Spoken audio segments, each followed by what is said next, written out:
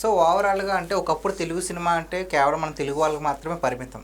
So Baahubali తర్వాత దాని స్థాయి మారింది. సో త్రిబుల్ ఆర్ తర్వాత, పుష్ప తర్వాత మొత్తం యావత్ మొత్తం భారతదేశమే కాకుండా అవుట్ ఆఫ్ కంట్రీస్ కూడా తెలుస్తున్నాయి.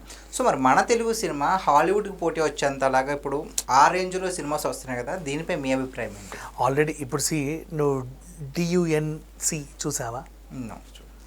డియుఎన్సి డంక్ పార్ట్ 1 పార్ట్ 2 వచ్చింది. అది ఆస్కార్ మూవీ యాక్చువల్లీ. ఓకే. కలికి ఏం తగ్గలేదు దానికి. వాడేదో ఫ్యూచర్ అనుకున్నాడు, ఆ ఫ్యూచర్ ఉందో లేదో కూడా మనకు తెలియదు బేసికల్లీ. బట్ కలికి జనాలకి ఎందుకు అంతగా కనెక్ట్ అయిందంటే మన పురాణాలు, మనకి ఒక యుగాలనే ఉన్నాయి కదా, త్రేత, ద్వాపర, కలి.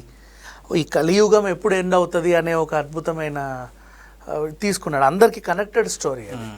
అట్లా మనుషులకి కనెక్ట్ అవుతా కూడా అంత అద్భుతమైన టెక్నాలజీ చూపించడం చాలా గ్రేట్. సో మన సినిమా నన్ను అడిగితే అసలు ఏమాత్రం తీసిపోదు అవతార్ లాంటి మూవీస్కి కూడా కలికి. సో మనం ఆల్రెడీ హాలీవుడ్ రేంజ్లోనే ఉన్నాం, అక్కడే ఉన్నాం, ఏమాత్రం తగ్గల. వాళ్ళకి పోటీ ఇచ్చేంత స్థాయిలోకి వెళ్తారంటారా? వాళ్ళు మన కథల్ని నమ్ముకొని హైలైట్ అవుతున్నారు. ఇప్పుడు అవతార్ పంచభూతాలు